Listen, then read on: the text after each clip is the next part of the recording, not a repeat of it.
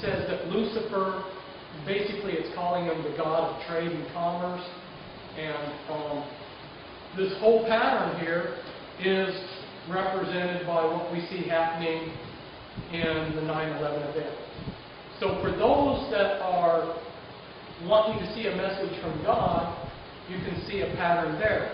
It also ties in with the book of Revelations, and since I've essentially run out of time, I'm going to go to the final bottom line, the bottom line of the bottom line, and that is, as we go through life, the best thing that we can do is not get distracted by the traumas. The traumas are thrown out there to implant lies upon us. Okay? But we, as a people, if we want to overcome, if we want to be overcomers, we need to have hope. Okay? Hope is something that is based on love and faith. It's not something that's easy to come by. And I want to read something from the Word of God. It says, "Finally, brothers, whatsoever things are true, whatsoever things are honest, whatsoever things are noble," is what another translation says. "Whatever things are just, whatever things are pure, whatsoever things are lovely, whatsoever things are of good report, if there be any virtue, if there be any praise, think on these things." We live each day a day at a time. We have to have hope. We have to have faith. You do what's right. When you lose hope, when you get beat down by all the traumas that they throw at you, then you're at the place where anything they say, you're going to buy. One of the reasons why people don't want to hear the truth, one of the reasons why we don't have a larger audience of wonderful people like yourself, is people who have given up their hope. They'll tell you, "I don't want to look at the truth, you can't do anything about it." So hope is essential. That's the bottom message I want to encourage you to have. Okay, thank you.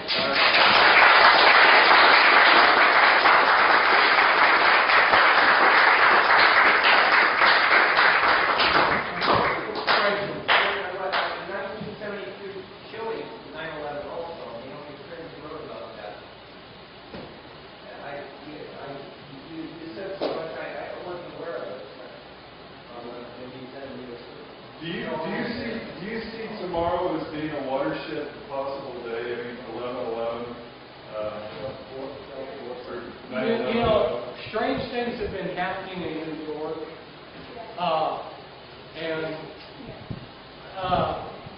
Kathy's daughter's in New York, so she knows firsthand the bizarre things that are happening in New York.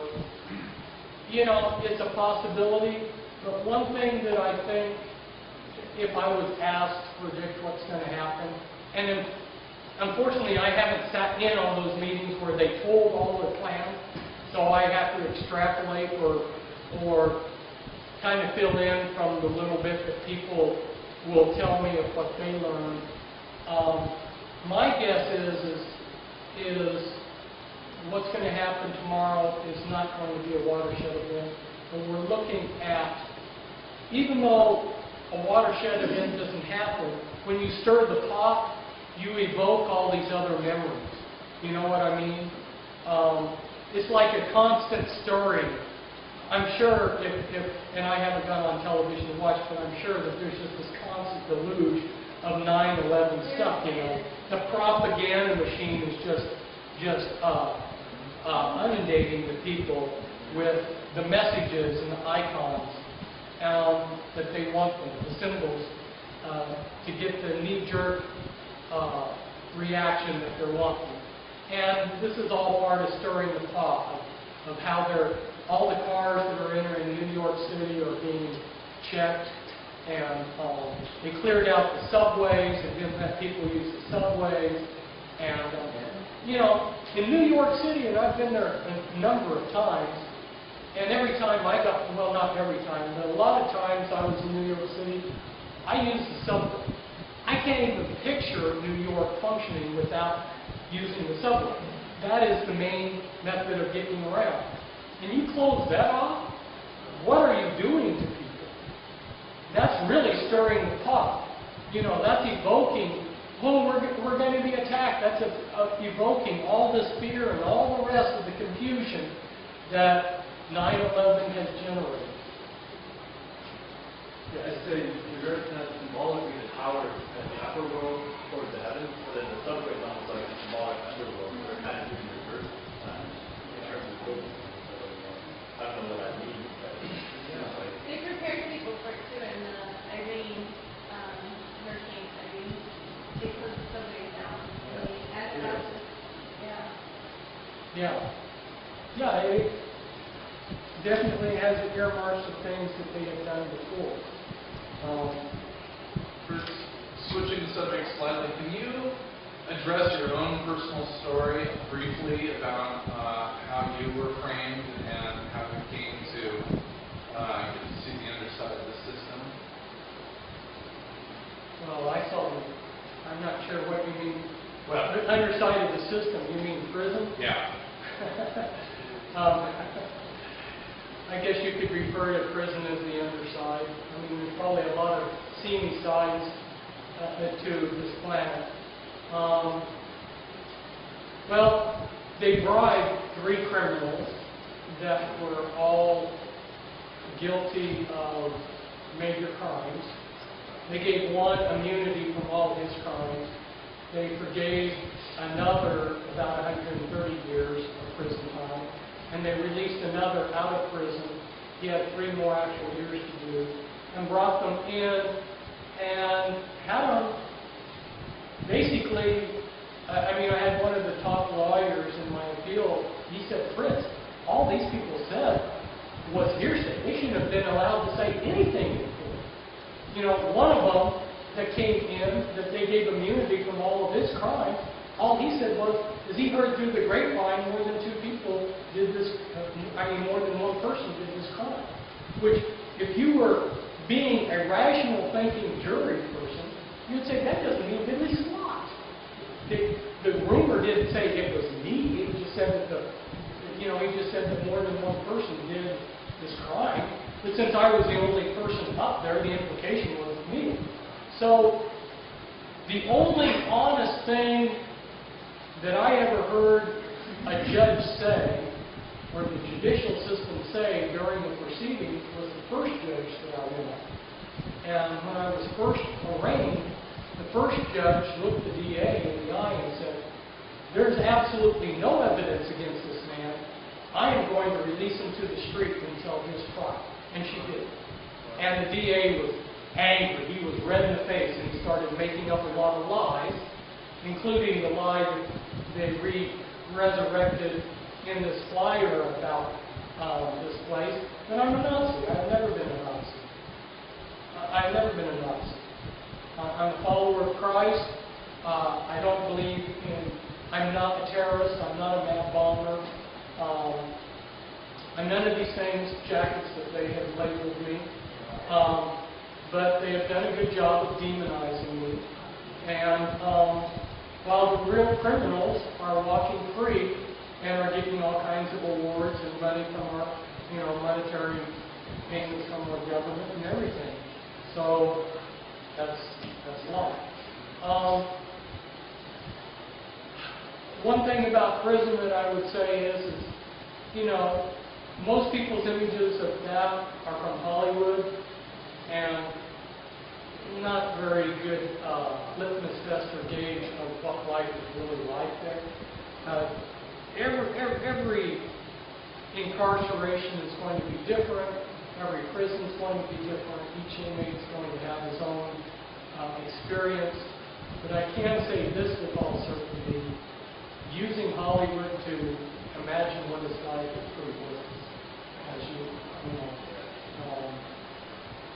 actually, for the first time, I got a chance to spend some time on myself.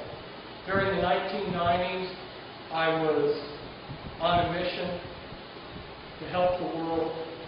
I spent a lot of time full-time, 24/7 helping other people, totally neglected myself. And when I went to prison, I had no choice but to quit helping other people, and it gave me a chance to spend some time for myself, which was a blessing. It's all past. I'm not ashamed of my time in prison because I know that I was doing honorable things. I'm an honorable person, and so I'm not ashamed of it. A lot of people like my watch. I bought my watch in prison. Some people that know that this came from prison are, Fritz, you need a different watch. I really don't care. I'm not ashamed. I know who I am. That's not my identity. Other people, they can think what they want. So were you able to keep doing research and everything in prison? Yes and no. You're cut off from the world, and attempts to, let's put it this way, I'll give you an example. I wrote a book, Bloodlines of the Illuminati, where I talk about the top Illuminati families. One of those families is the Li family, which is a Chinese family. There was, when I was at Sheridan, there was an inmate, and he had worked for the mafia, organized crime, and he had been the go-between between the Li Illuminati family and the mafia. And we sat down, and I had a notebook full of notes that I had taken. I guess you could, whatever you want to call that, interviewing, I guess. Right? Well, a corrections officer in the federal system, we call them COs, he came in and drew my notebook with me.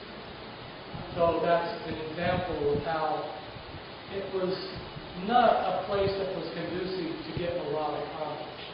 I had a book sent in from France that was, that one of the first books, if not maybe the first major book, exposing 9/11. Do you remember? They couldn't get it published in the United States, so it was translated into English, but it was printed and published in France and then sent in, right? A corrections officer found it and he threw it away. However, most of the work in prison is done by prison orderlies, and after it was thrown in the garbage, one of the prison orderlies just fished it out and gave it back to me.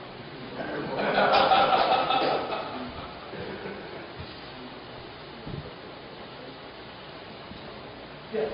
How did you get into this line of research? Not by design.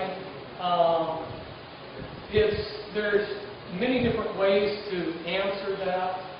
There's several different streams of events that happen. Early on in life, back in 1978,